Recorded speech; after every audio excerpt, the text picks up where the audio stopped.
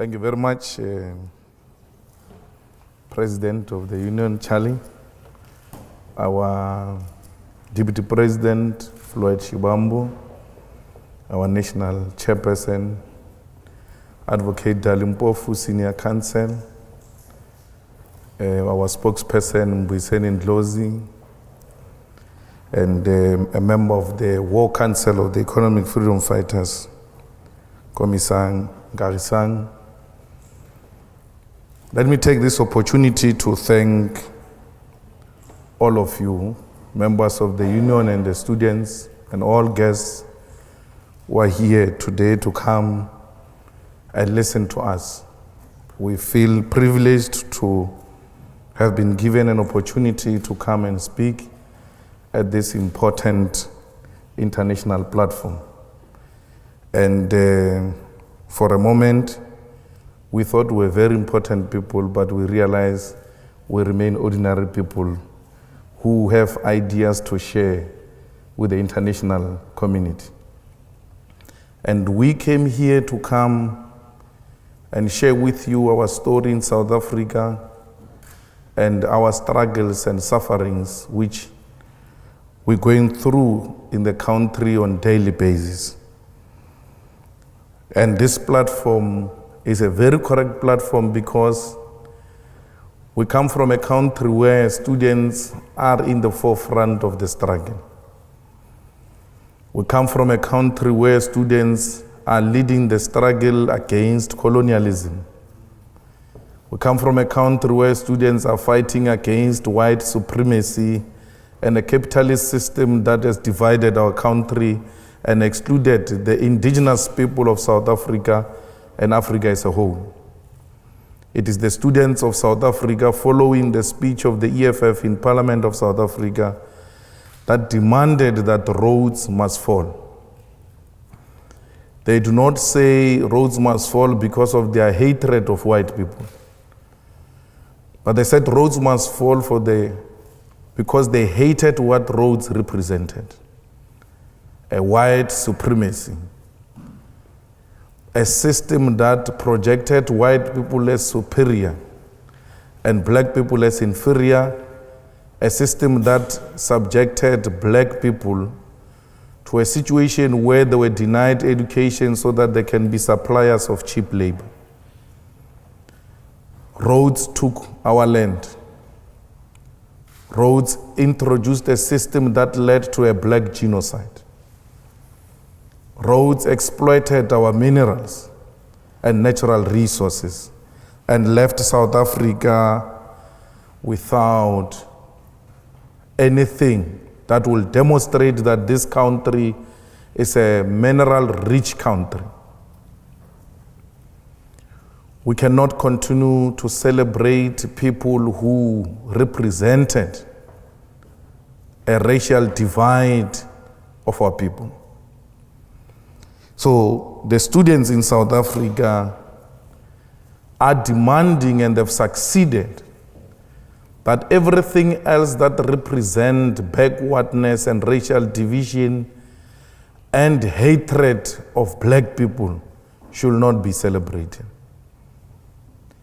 The students, after the defeat of those who believed that those who perpetuated white supremacy should be celebrated, they went further to demand that education should not be a commodity. It must be free for all. Because education is a right, protected and enshrined in the Constitution of the Republic of South Africa. They agreed, those students, that no university in South Africa should increase fees because fees as they are now, they are extremely expensive. The government of South Africa agreed that they will not increase fees, and they thought that they have successfully silenced the students. Upon agreeing, in the same way they agreed to remove Rhodes, the students said 0%, no increase is not enough, we want free education.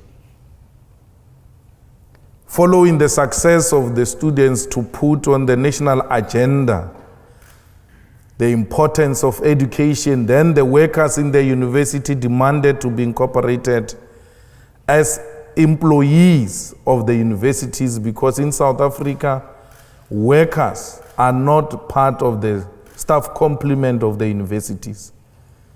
They are outsourced, they are owned by labor brokers, they've got no benefits, they've got no rights. They work for universities, some of them for more than 30 years. When they go on pension, they've got nothing to show. Students joined them and said, these are our parents, we want them to be integrated as part of the university, and they must have benefits. Because you've got a situation where in South Africa, the rich have got extremely more than the poor. We've got a situation where the rich love animals than the people. The dogs of rich people in South Africa have got medical aids, but the domestic workers and university workers, the farm workers, the petrol attendants, the security guards do not have medical aids, neither do they have rights as workers. They all work for a system called labor brokers. So students, like they did during apartheid days in South Africa in 1976, they've now influenced a new era, a new terrain of struggle, where the interests of the poor are firmly put on the agenda of South Africa. Today, South Africa discusses minimum wage. Today, South Africa discusses how the rich can share wealth with the poor, because the young ones are in the forefront of the struggle to transform South Africa. In South Africa, for the past 21 years, politics which were represented there were right-wing politics, which led to the ruling party also taking a right-wing direction because it only had competition from the right. There's never been a legitimate, credible left formation to challenge the ruling party or to have a ruling party striving for balance. And because nature does not allow a vacuum, the organization called the Economic Freedom Fighters emerged and closed that gap. The EFF emerged in South Africa because South African working class demanded a proper representative of the working class. EFF emerged in South Africa because the unemployment increased in South Africa. The poverty levels increased in South Africa. The inequality increased in South Africa. We have a situation where the levels of corruption in South Africa are actually institutionalized. You get a senior position on the basis of to what extent are you corrupt. If you are anti-corruption, you never get a promotion, because the state favors those who are corrupt. We have a situation in South Africa where a white-owned capitalism or economic system has been exploiting our people, and our people have not been benefiting from the mineral resources in our country. We have a company called the London Mine, which is mining in a place called Marikana. In that mine, the mine has got everything, all the basic needs: water, electricity, roads. And just next to a mine is a township or a village where black people stay without water and electricity, without roads, without proper schools. Yet London Mine is taking their platinum and reinforcing and making London and Britain to be what it is. Literally, between the mine and the community is a dumping area where the children coming from that community go and look for food in that dumping area. It is in the same mine where 34 workers were killed by a London mine. Those workers did not demand anything except a living wage. One of the workers in an interview, when he was interviewed and he was told, "You are looking for too much money, yet you are not educated. Why do you look for so much money? You have not been to school." He said, "I want this money so that I can take my child to school, so that my child cannot be like me. I want to produce a CEO of a mine." They were fighting to have roof over their head. They did not have weapons in their hands. But the government of the day responded to those genuine demands of the people by sending police with rifles, and people were killed because they demanded enough money to take their kids to school. Some of them, when police arrived, they raised their hands and pleaded that police should not kill them. Police shot defenseless masses of our people. One of the people who was shot there was one man who was wearing a green blanket called Mambush, with more than 7 bullets found on his head on a close range, because they demanded money and more money from London mine.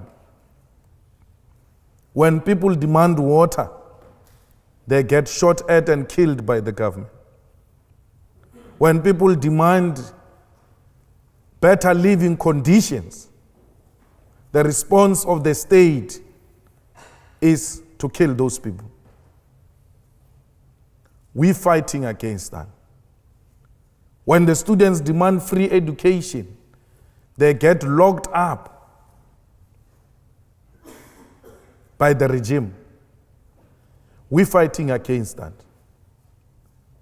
We're fighting for equality in our country.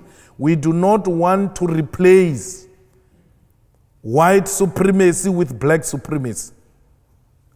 We want to create a society where all of us exist as human beings and not as white and black.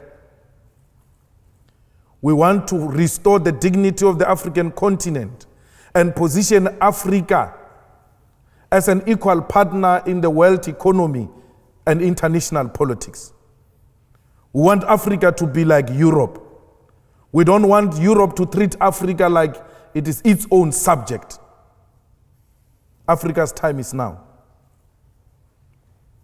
No one should continue with the exploitation of our minerals without our involvement. Not even China will be allowed to recolonize Africa. We are called economic freedom fighters because we want any foreign direct investment to come and invest in Africa through our own terms and to the benefits of the people of Africa. It might be a dream. Some might think it's not real. But we know we're going to achieve it. For because this dream is not just a dream, but a generational mission. It's a generational mission we are not prepared to sell out. We want to restore the dignity of African people. We want to ensure that African people are equal partners in trade, in politics, in every subject that the world is debating. We want to follow in the footsteps of Nelson Mandela. Because Nelson Mandela, when he left his term as a president, he said the struggle continues. He said so because he knew that political freedom without economic freedom is incomplete. People cannot eat a cross. People want to put bread on the table. So, like many African leaders, we have committed not to betray the dreams of those who came before us. Like many African leaders, we want to unite the people of Africa to have a common agenda and common purpose. We want Africa to unite and Africa to reclaim its land and its resources. The EFF speaks about expropriation of land without compensation because we know that when the land was taken in Africa was through genocide. Why would we reward genocide? We cannot reward genocide, but we want land because land guarantees us of the sovereignty of South Africa and the African continent. We cannot claim to be Africans, yet we have nothing to show as a proof that indeed we are Africans. For because we do not even have title deeds to prove that we are the owners of the land, we have nothing to show. When you go into mines, it's multinational companies. When you go into banks, it's multinational companies. When you go into monopoly industries, it's multinational companies. We cannot even own and protect our own agricultural sector with our fertile land in Africa, because Europe and the entire developed countries use Africa and South Africa as a dumping site. Every lower grade food get to be dumped in our countries, undermining our own agriculture. When we say those things, we are called communist, we are called anarchist, we are called radicals, because we must continue to bow before a white supremacist. We're refusing that. We're refusing to bow before imperialism and colonialism. We want a total control of our own country and our own land. We in South Africa, black and white, we coexist as people. When we fight colonialism, we do not fight white people. We come from a bad history of apartheid, where white people have exploited us for far too long. Yet, we have extended a hand of friendship. There are many others who are still refusing and still wanting to act as if we live in the apartheid era. Those do not deserve to live amongst those who want a united South Africa, black and white. It is of their own problem. We are not going to be an international home of racists. We are not going to be an international capital city of racism. We refuse that black people must still bow before white people. And that does not mean you must go away. We are going to reverse the legacy of apartheid through robust engagement and not through pretentious arrangements. We are still hating. We have seen people dying before us. We have seen many, many children killed by apartheid regime. Yet we came out and said, we remain brothers.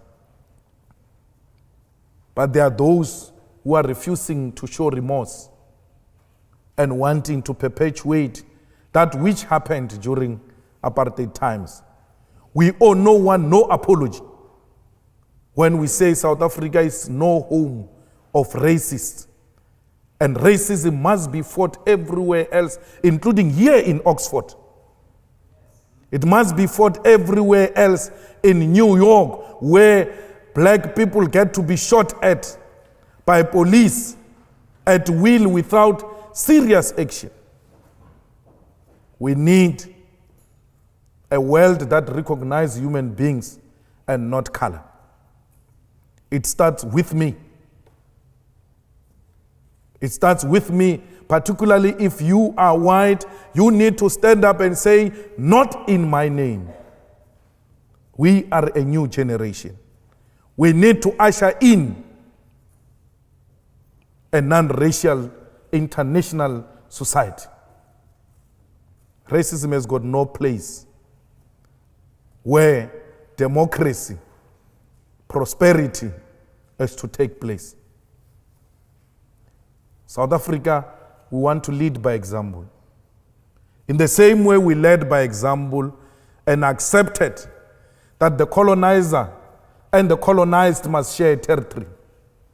Even beyond the defeat of the colonizers, we did not seek to pay revenge. We continued to share territory with those who colonized us because we believe strongly that there is a place for everyone in South Africa. But let us transform the economy to benefit all. We cannot protect white privilege at the expense of the majority African people in South Africa and the whole entire African continent. We are hated for saying that. We are hated for demanding that we must all be treated as equals. It's not going to change that. We will rather die for a dream that is going to be realized by many generations after us. Even if we don't realize it ourselves, we've made a commitment to lay a firm foundation for generations to come. We seek to inspire confidence amongst many African masses that they must stand on their own. In this day and era, you still have a situation where there are African states paying colonial tax to France. France, it is what it is because of those African states. You have the reserve banks of African states in France and not in Africa itself. And we must accept that and say it is acceptable, it is in the interest of Africa. It is not. We want Africans to have control over their own currency. We want Africans to have control over their own economy and what constitutes their own economy. Our struggle seeks to inspire that. Our struggle seeks to inspire accountable African leaders, not dictators, not unaccountable leadership that turns a public purse into a personal purse. Some leaders in Africa, when you ask them for money, they go and fetch from a reserve bank and give it to you. Because they treat a reserve bank as a personal bank account. It can't be. We want leaders who are responsible. We want leaders who are accountable. We want leaders who will go to elections and be elected through democratic means. Let people determine their own leadership, and not because leaders are torturing them and intimidating them and imposing themselves on the people. We were happy when South Africa became one of the last liberated countries because we thought we would learn from many failed African states and not repeat similar mistakes. But it looks like we are traveling in the same direction that was traveled by failed African states. In the whole of Africa, I met some of the students earlier, some are doing research in Africa. You must go and check the facts. In every failed state, it became so because of an individual called president. The president takes over the country and everything else gets to be designed around the individual called president. They move from a democratic rule to personal rule. They respect individual more than the state institutions. If a president does not like a red beret, a law is passed that all red berets are banned in this country. If the president in South Africa does not like a corruption fighting institution called Scorpions, they go and close down that Scorpions so that he can steal more than 250 million rands. I don't know what is that in pounds. Because he doesn't want to go to prison. Every institution that wants to take him to prison for corruption, he destroyed that institution. The Scorpions closed down because that was going to cause him problems. Now we've got a beautiful lady called a public protector fighting corruption. The president is after her. Because anyone fighting corruption in South Africa is the enemy of the president. And if that president is left alone, South Africa will become one of the failed African states. Not under our watch. The EFF has arrived. The EFF is going to protect the sovereignty and the democracy of South Africa. The EFF is going to revive correct politics in Africa and position Africa at a correct path in the international politics. It is possible. We have taken that position, and many in Africa are willing to follow. So we came here to the Oxford Union and to London because we are going to meet many other institutions, including thinking tanks and investors in Africa. in UK. Those who want to invest in Africa, those who love peace and democracy, those who love the sharing of wealth amongst people. We need your support.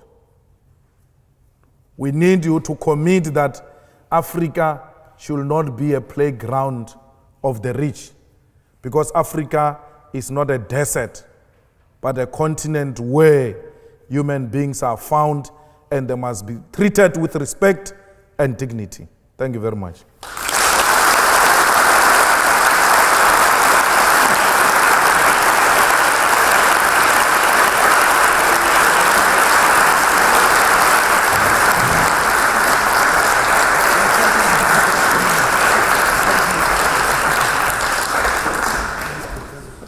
Well, thank you so much, Mr. Malema, for your speech. I'm going to start with just a couple of questions before I throw it open to the audience. And I'd like to start by picking up on the end of your speech, when you mentioned your schedule of what you plan to do here in the UK. You spoke earlier today in Cambridge, you're speaking in Oxford now. Tomorrow you're speaking, I believe, at Chatham House. On Saturday you're speaking at the African Enterprise Awards at the London Capital Club. And these institutions are considered to be at the heart of the English establishment. You'll be addressing audiences very different to those you normally address in South Africa. What would you say is the purpose of your visit to the UK? Well, the message remains the same, because we shouldn't be tempted to change a message when we speak to different constituencies, because we'll be misleading. The message is economic freedom in our lifetime, in South Africa and the African continent. And that message has been shared yesterday with Africa investors, serious captains of the industry. And one of them was saying to me that the demand to educate everybody will create an environment where everybody is educated and there is no one to provide cheap labor, and as a result the economy will not survive, because it's the same problem you are confronted with here at UK. And I asked him to not generalize. We need to narrow that point down to our personal experiences. And I said to the chap, one of the captains of the industry, can we agree that we need to provide cheap labor? And you volunteer your child to be one of those people who's not going to go to school and provide that cheap labor. The guy refused immediately. And I said, if your child can't do it, then no child must be allowed a situation where you are denied access to school because you must be one of those who are reserved to provide cheap labor. So we are in a struggle to educate the most exploitative captains of the industry to rethink their attitude and to begin to work with Africans to make the economy of Africa to work for African people. You spoke about the fact that your message needs to stay the same wherever it is you're speaking, but you also spoke in your speech about the perception of your message. The word radical is used to describe the EFF. And in 2014, you received around 6% of the vote in South Africa. Do you think that's down to the perception of the EFF as radical? And would you do anything to try and change that perception, to try and gain a majority government? We don't have to change a perception because the distortion of who we are is done by white-owned liberal media, which seeks to distort us and project us as if we are warlords. Yet, we are a legally registered political formation that complies with every piece of legislation in the country. We do everything we're required to do. We carry no weapons. We just articulate our perspective unashamedly. We are not ashamed to associate with the less paid workers. We are not ashamed to represent the rural African women who are denied to own the land, not only by white capitalism, but by black so-called traditional leaders. Now, because we do that, we become the enemy of a dominant elite group in South Africa and in the entire world, because these people are somehow connected. Our attitude is actually attracting more votes to us. You shouldn't just mention 6%. You must mention that you got 6% in less than a year. So that we know what we're dealing with here. In less than a year, without any financial support from established companies. We are the only party in South Africa which led a march of more than 50,000 people on a Tuesday during working hours. When people are supposed to be at work, we didn't close any shop. We didn't close any school. But we brought 50,000 people to come and march with us to demand economic freedom as evidence that a lot of our people are not working, they are idling at home. There are new predictions now, some done by the official opposition in parliament, that the support of the EFF has grown to 12%. It is going to be tested next year in the local government elections. Predictions that gives you a double support even outside the election period. Imagine if we're to enter the election period. So the EFF in South Africa is the only organization that is growing at an unexpected speed. And it is the only organization in the history of South Africa to be launched in less than a year, be represented in the National Assembly, be represented in the National Council of Provinces, be represented in all provincial parliaments, and be official opposition in 2 provinces. What helps the EFF and what makes the EFF the future is because majority of its youth, majority of its leadership rather, it's young people. So you are guaranteed the future there. Unlike old parties which are led by old men who wanted to create an impression that politics in Africa is an exclusive activity of old African males. We're doing away with that myth and reviving youth activism and destroying youth apathy in politics, because we need young people to take charge of their future now. If they don't take the future into their own hands now, then they must know they are plowing a seed of a disaster.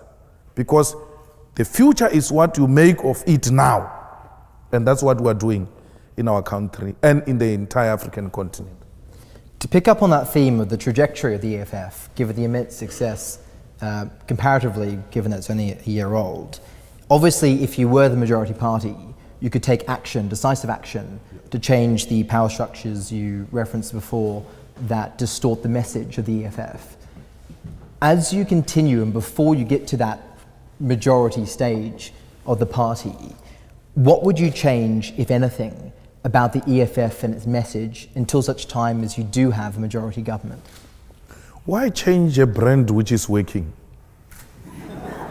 Why change a brand which is working? This is working for us. Why fix it when it's not broken? The EFF is a brand, well established and marketed, not only in the country, but internationally. The message of the EFF is well received. You must go and Google an interview of the former president of South Africa, Malema, who said 2-3 weeks ago, the growth of the EFF is informed by the fact that their message resonates with young people who constitute the future of South Africa. We are doing very well. We know our constituents. We are not all over. We know what we represent. Those are the people we seek to win over. We want to represent them, and we think we are representing them very well in every sphere where we are deployed as the political party. The final question from me before we open to the floor. Would you ever, after all this time, agree to govern with Jacob Zuma and the ANC as part of a coalition? Well, we'll never do that. I think we want to destroy the ANC arrogance. We want to destroy the disrespect of the ANC towards our people. The ANC thinks that it is South Africa and not the other way around.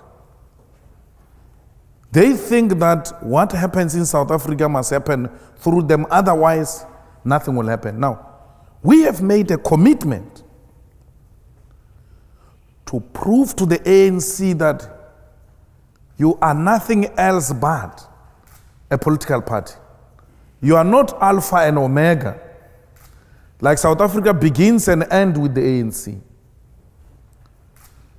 That arrogance leads to a point where Jacob Zuma says he loves the ANC more than the country. That the ANC comes first, then South Africa later. And when asked, what do you mean by that? Because he's intellectually challenged, he then says, no, I mean ANC brought democratic South Africa. There is no ANC that brought democratic South Africa. It is the people of South Africa who brought a democratic South Africa. Not ANC. In 1994, ANC had less than 500,000 members.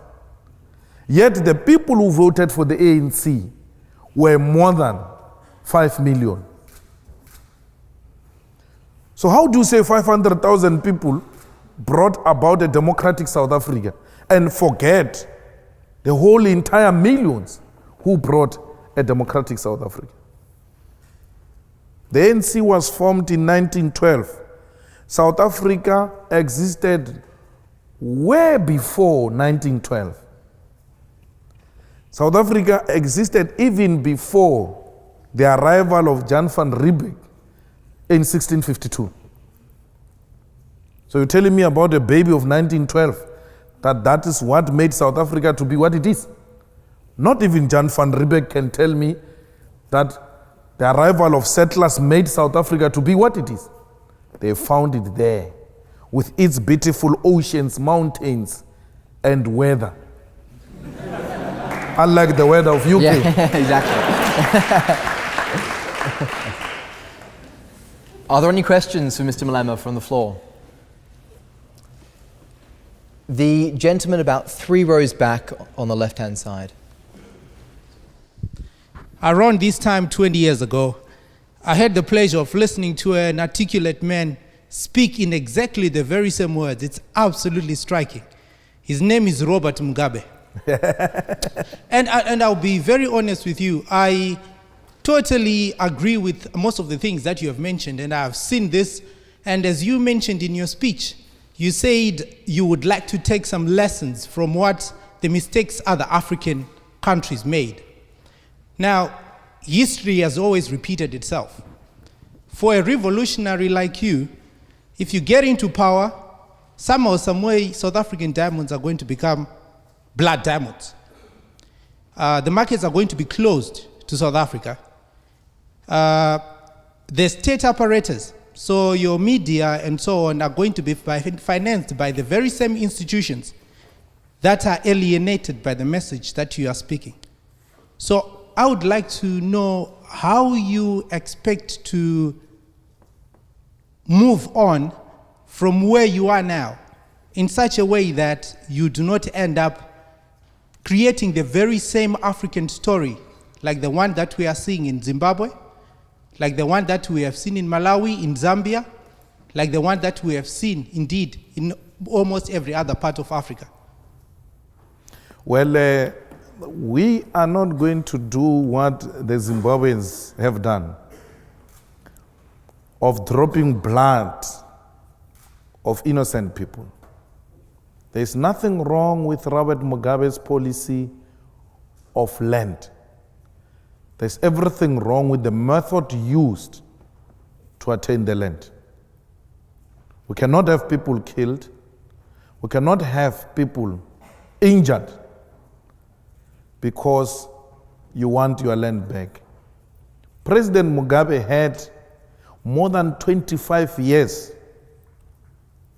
to pass legislation through democratic means that will systematically take the land back into the rightful owners. He didn't do anything about it. He only introduced that policy at a time when he was losing power. It was opportunistic. It was not a real program that he believed in. Now, you ought to pass legislation through democratic means, parliament, in line with your constitution, which will take land back into the hands of the people. Already in South Africa, there are top judges who are saying, but what Malema says is already there. It is not put into test. Some are arguing that our legislature allows expropriation of land for as long as it is in the public interest and public purpose. But you've got a cowardized government which is not ready to expropriate land. Actually, some of the municipalities do expropriate land if they've got a clear program of using that land to benefit the public. Now, the market will not turn against people who want to own their land. If there are such markets, then there are undemocratic markets. We have to go and look for democratic markets which will appreciate rightful people owning their land. And the interesting thing with the world balance of forces is that there is now an indication of emerging progressive markets in the world. We now have the establishment of BRICS, of developing countries coming together to share a perspective. And we have a lot of markets today who are more than ready to come in if anyone threatens withdrawal. Now let's talk the Zimbabwean situation. After imposing of sanctions in Zimbabwe, and the people of Zimbabwe remaining firm and not wanting to move on the land question, we have seen a situation now where people from the same countries that have said they are imposing sanctions on Zimbabwe, going to Zimbabwe underground to go and look for those resources. We command ourselves and Zimbabwe 80% of the world platinum. If they withdraw in Zimbabwe and they withdraw in South Africa, where else will they get platinum? The 20% remaining platinum is scattered all over. Don't think you're going to find 20% of it in one country. It's all over. We've got many resources in Africa. That's why I speak of African unity, where African countries must come together and say, if they withdraw because they do not want to trade with us on the basis of the policies we have put in place which stand to benefit African people, let us all hold our resources. Let it be done in a peaceful way. Change is painful. We're prepared to go through that pain so that we can give birth to a beautiful thing called sharing of Africa's wealth by African people. So we don't talk war. We don't talk blood diamond. We are going to institutions like this one. We are meeting captains of the industry to persuade them. As it were in South Africa, we are accused now that we are dining with imperialists. It's okay. We are persuading them that let the resources of Africa be shared with the people of Africa. I went to a rally of ZANU-PF in Zimbabwe, and I stood up to address them that there is no room for violence in the whole world today. And using violence to resolve political question is unacceptable. The whole rally was shocked because I subscribe to radical politics but not violence. I believe that through persuasion and exchanging of ideas and exposing the weaknesses of capitalist system in Africa, we will win what we are fighting for. If capitalism has worked here in the UK, let me tell you it has not worked in Africa. The system of capitalism is the one that produced poverty and unemployment in South Africa and the whole of Africa. There's never been any other system. Don't say socialism has failed in South Africa. It was never there. It has never been there. It has never been applied anywhere. If it failed in Soviet Union, not in Africa. Don't confuse Soviet Union with Africa. So it must be, the whole blame must be put on the door of capitalism. The diseases you see, underdevelopment you see, the unemployment, the inequalities, joblessness, is as a result of a capitalist system in Africa. It didn't work for us. It worked for you. You are very fortunate. We have been the unfortunate people who have been a subject of exploitation by a capitalist system. So, throughout, we are persuading people through dialogue and robust engagement and open and honest engagement. But dropping of blood is not what is on our table. At least for now. I don't know what will happen in future. But at least for now, there is no discussion about armed struggle. There is no discussion about killing anyone for the resources of Africa. We believe we can win them over through the power of persuasion. The gentleman who thought he was going to get the question given to him on the aisle about 3 rows from the front. Yes, you, sir. Thank you very much. You mentioned briefly in your speech that you don't want China to recolonize Africa. And I'm wondering how you foresee China-South Africa relations if the EFF comes to power, and also how you foresee China-Africa relations in the future in general. Our attitude is that China must invest in Africa and South Africa in particular through our own terms. We don't want the situation where the Chinese are going to own all strategic sectors of the economy and the means of production. We don't want Chinese to replace Europeans. That's not what we struggled for. We struggled for Africans to take rightful place in their politics and in their economy. So China, Europe, America, it doesn't matter. You're coming to invest in a South Africa ruled by EFF through the terms and conditions of the South African government. Look at what America did to China 2 weeks ago. They said to South Africa, if you don't allow us to come and dump our chicken and beef and pork in our country, we are going to terminate trade relations if you don't respond to this letter in 60 days.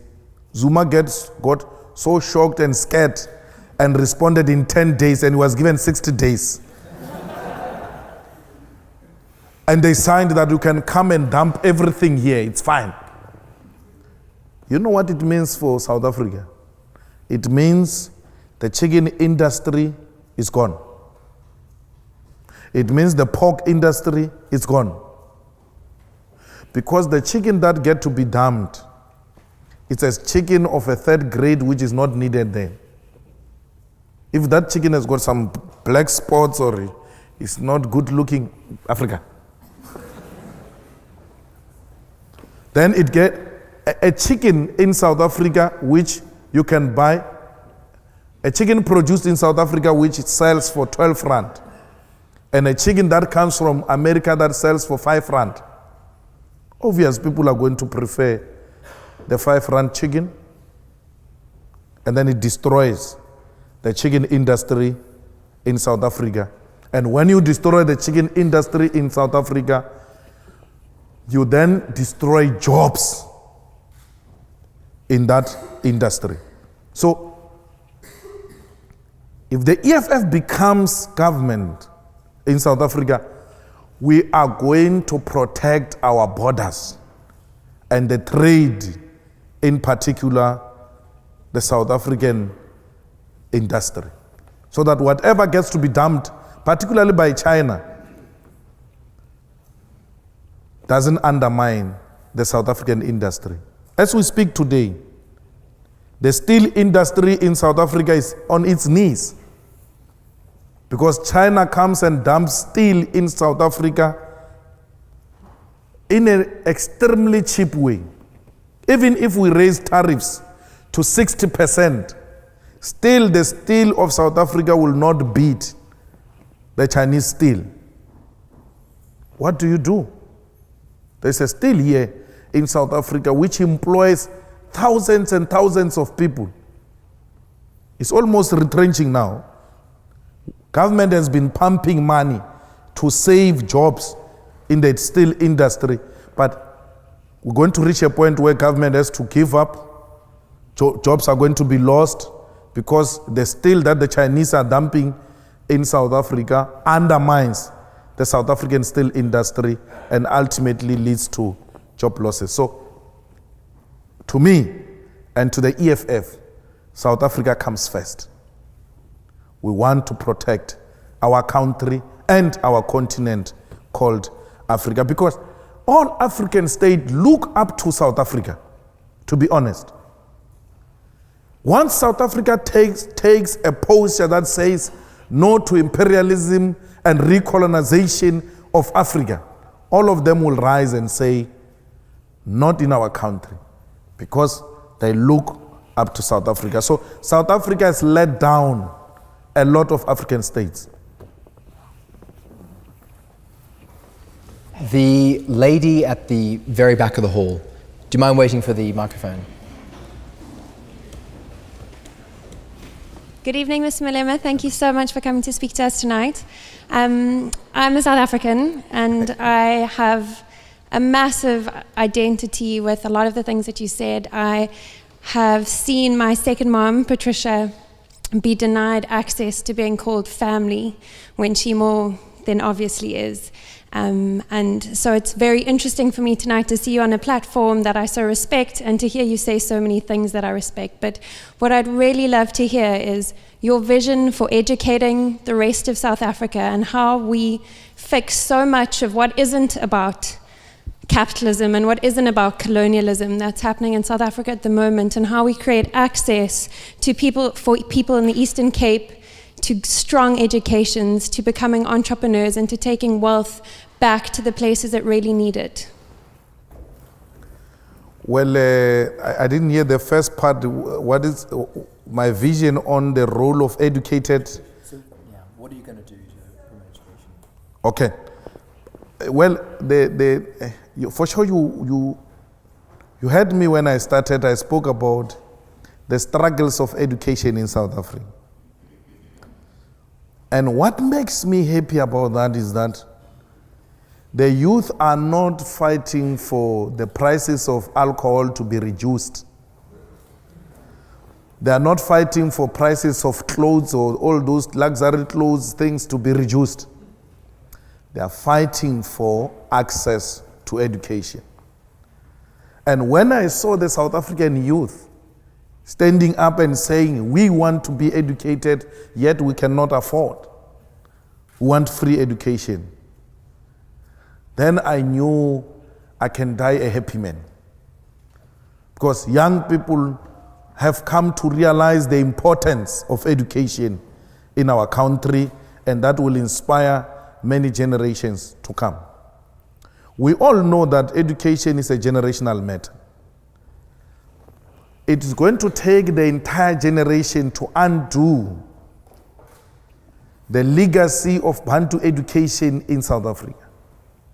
But I'm happy we're starting now to fight for access into proper universities where quality education it is provided. So all of you who are here, South Africans,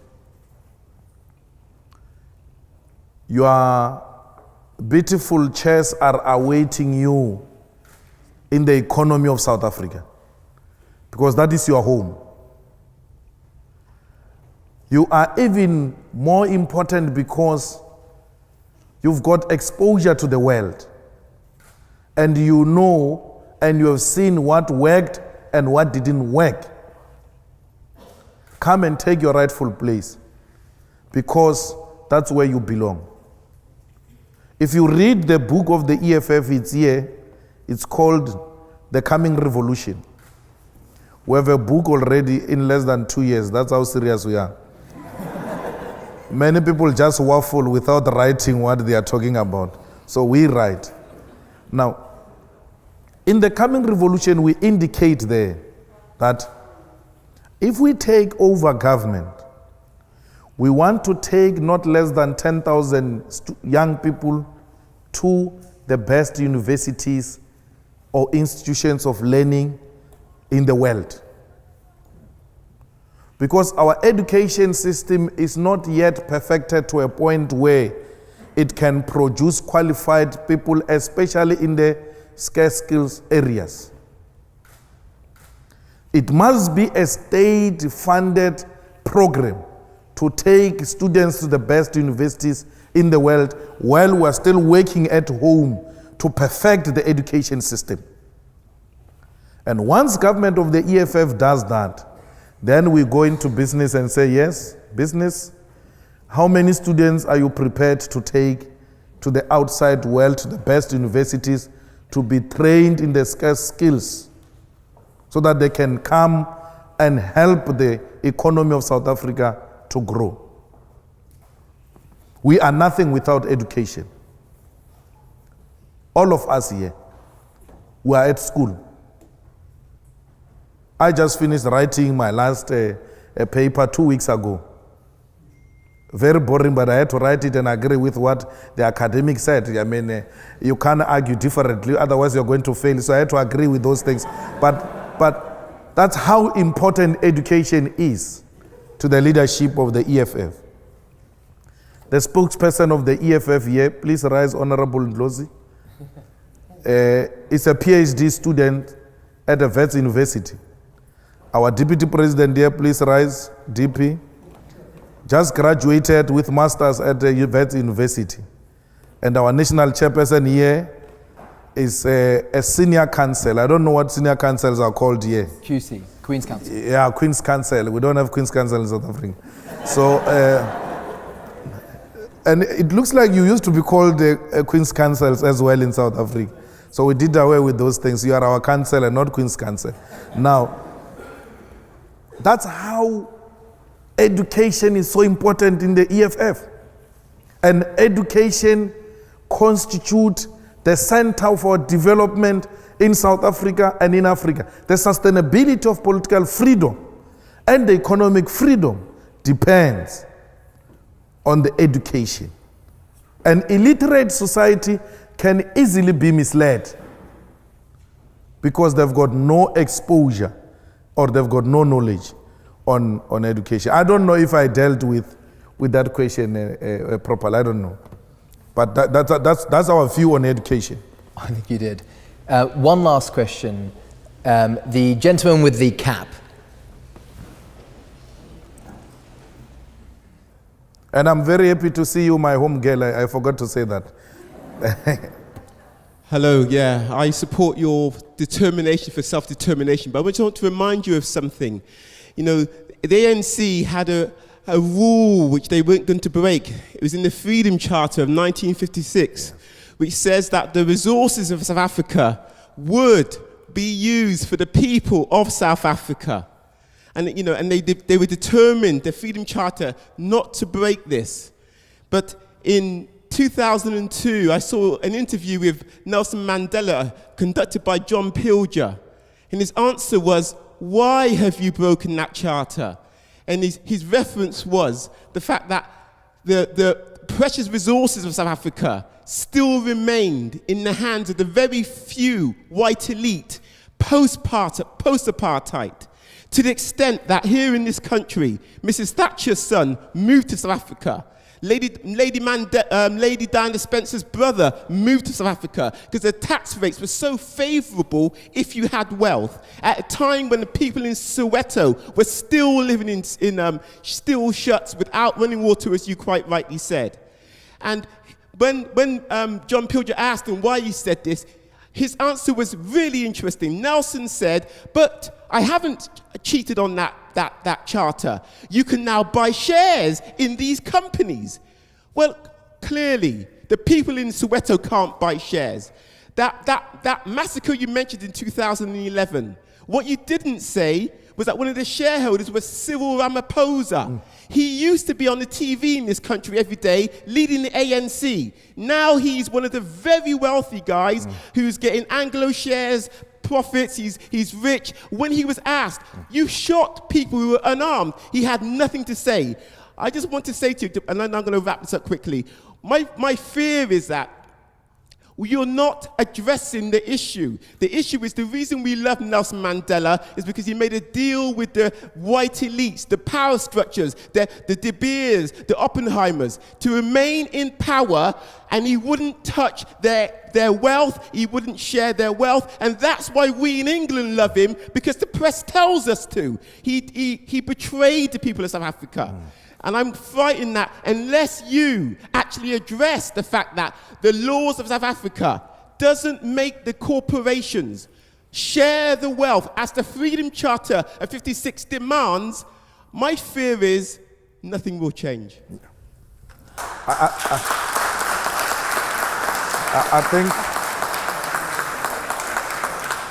I think you captured it very well. There's no any better explanation than the explanation you have given. The deviation from the Freedom Charter was the beginning of selling out the revolution. But why did Nelson Mandela sell out the Freedom Charter? When Nelson Mandela returned from prison, he got separated with Winnie Mandela and went to stay in a house of the rich white men. He was looked after by the Oppenheimers. Nelson Mandela used to attend the club meetings of those white men who owned the South African economy at the time. He stayed in their complex. He stayed with them. He stayed in one of their houses. They had access to him 24 hours.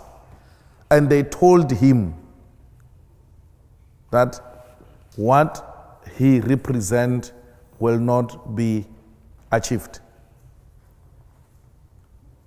And then that's when he turned against himself.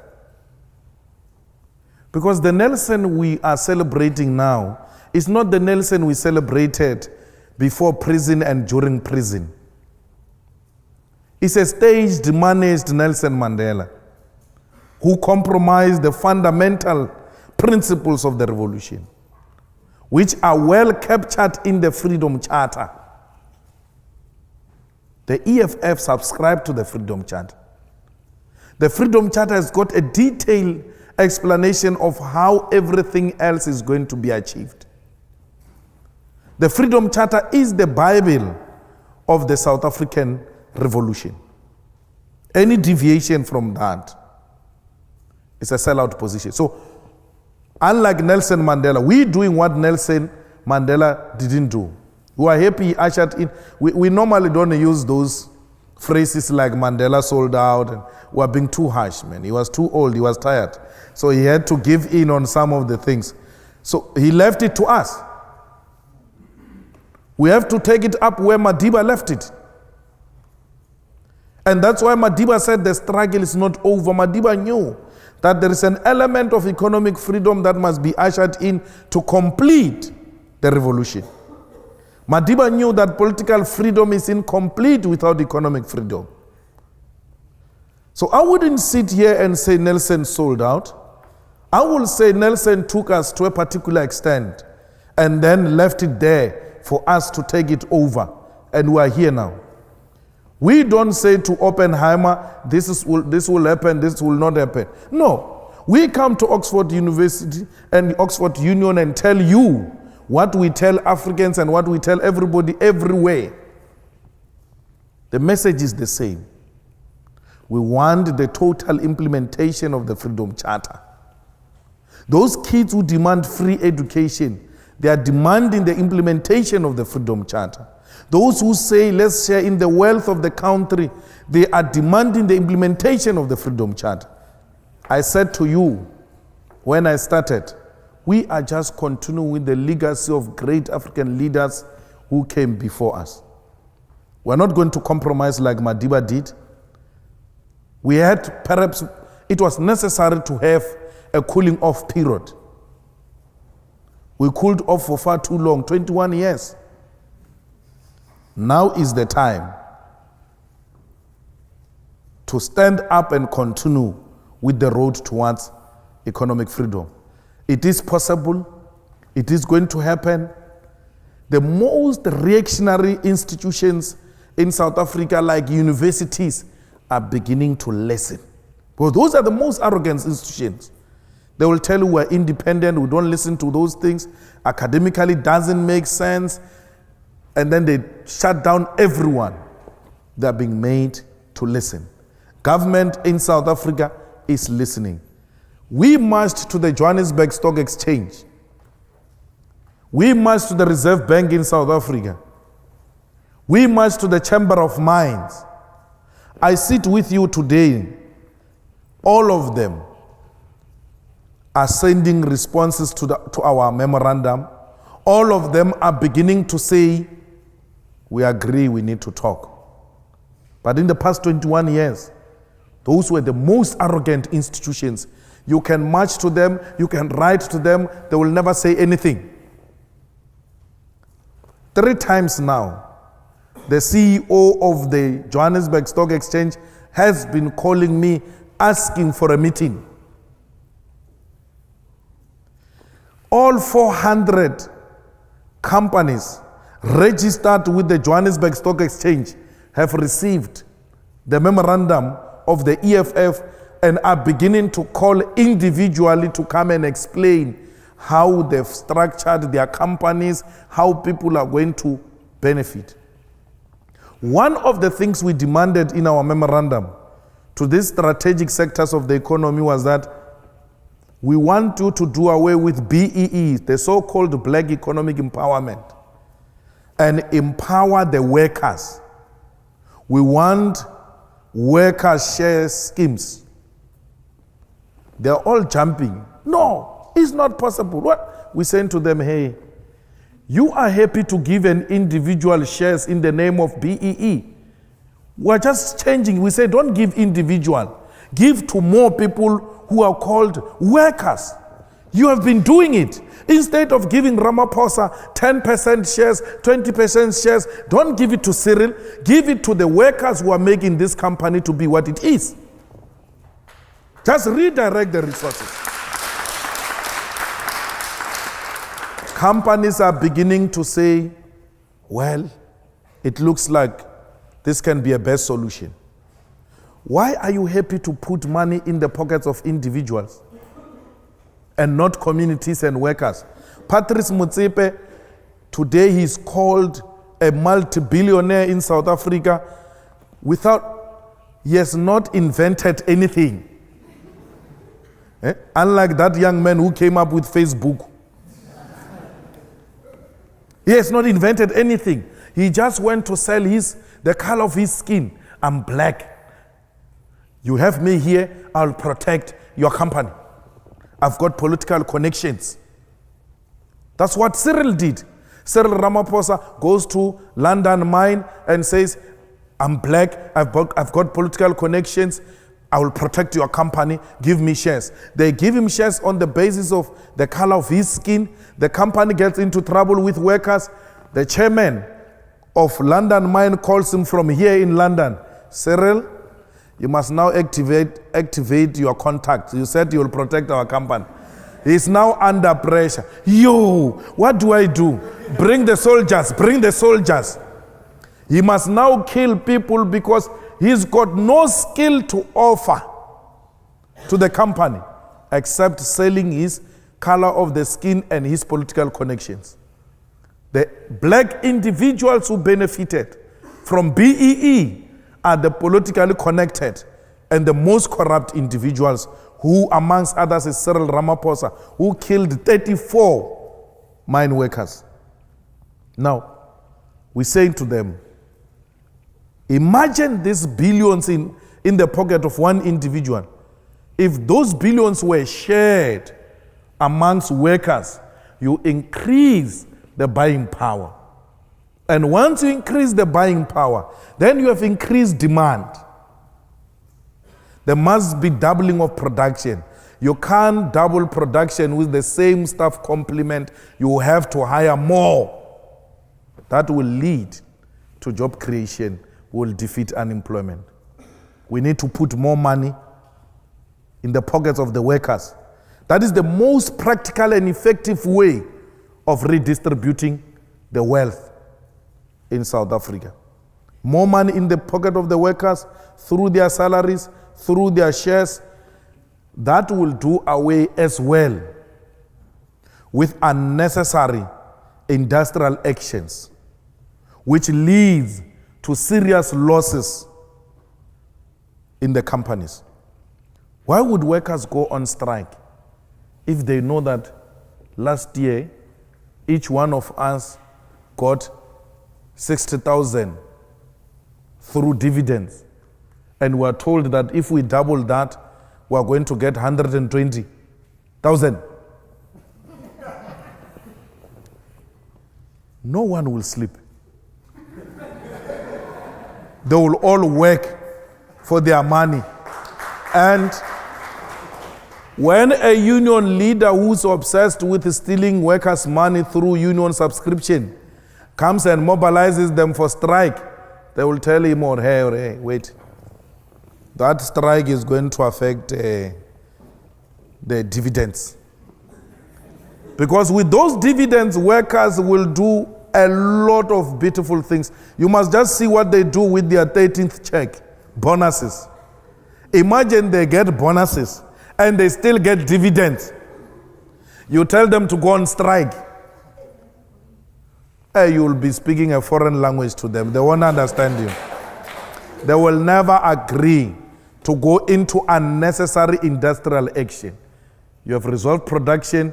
You have resolved unnecessary industrial action. You have increased production. Let workers benefit from this wealth of South Africa. And there's no corruption there. We don't say BEE or individuals. No, we are not going to benefit anything as individuals. The money goes directly into the bank of a worker, not through any politically connected. You pay them dividends the same way you pay them salaries, same account number. You are guaranteed this money will not be reduced by a middleman in between called a trustee or anything of that sort.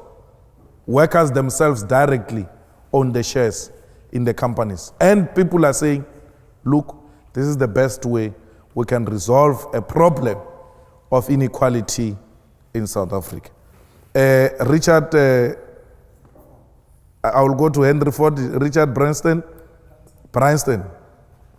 says, you don't have to worry about customers.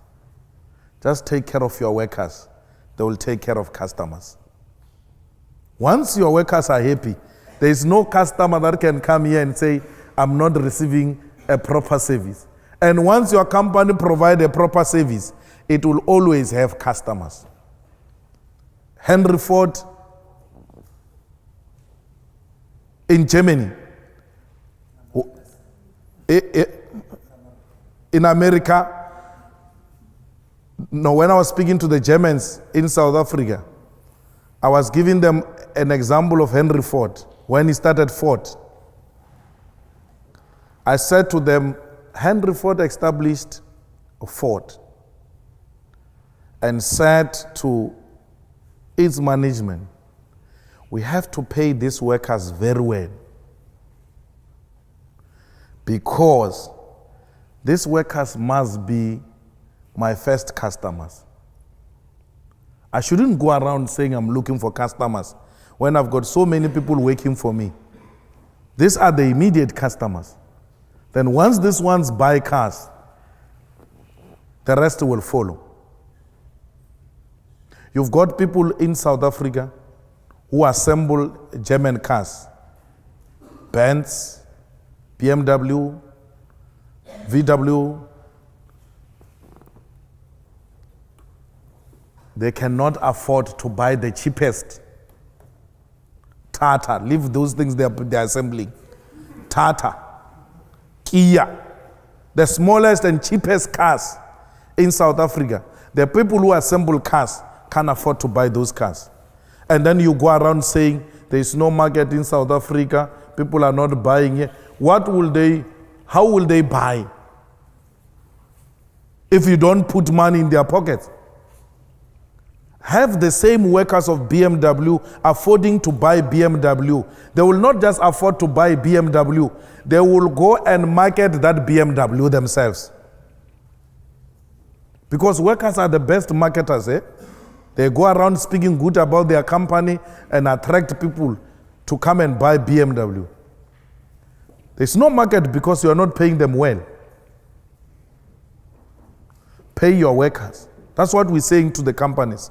Pay your workers. They will look after you. They will look after your product.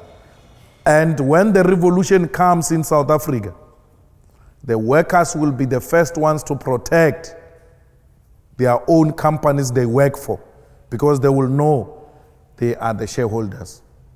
We shouldn't have workers as the first ones to destroy companies because They think these companies are useless, don't even add value in their lives, they are exploiting them. Workers in South Africa, if they are looked after, they will look after many families. In South Africa, you must know that when you work, you don't look after less than 7 people. 7 people you are guaranteed, they are your responsibility. So if you increase a salary of this worker, you are guaranteed 8 people will be looked after very well. And you will deal with all social ills in South Africa, including crime. South Africans don't just love crime. They are not inherently criminals. It's tough, it's difficult. They have to look for other means of survival. That's why they resort to dangerous things like committing crime. Once they are looked after, once their parents are looked after, once we reduce child-headed families, we are guaranteed of a peaceful South Africa. All these things we are asking for will lead to a situation where white people demolishes walls in their houses. All these things will lead to white people enjoying the beauty of their gardens. Because as it were now, they live in high walls, scared that they will be attacked by criminals anytime. Why would you be scared that a white person is going to attack you or a rich person is going to attack you, therefore you are building a high wall because you are scared of a rich person? No, you can't be scared of a rich person. You are scared of the poor. And you know they will come looking for what you have in the fridge and they don't have at home. That's why you are forever living in fear. You want to enjoy the beauty of your gardens. You want to enjoy the beauty of your house. Let's look after each other. There will not be a need for township people to come and steal in the suburbs of South Africa. That happens because even those who are working can't afford survival. I mean, these people who come and work for you in this house in the suburbs, and you pay them peanuts, they are the ones who see all the beautiful things in your house. They are the ones who know the entrances into this house. They are the ones who know that today you are going for a holiday. They are the ones that know that you buy special grocery for your dog, yet you don't give them enough to go and feed their families, not dogs, families. Those are the people who need to be looked after. All of us will live in South Africa as a one big, happy family.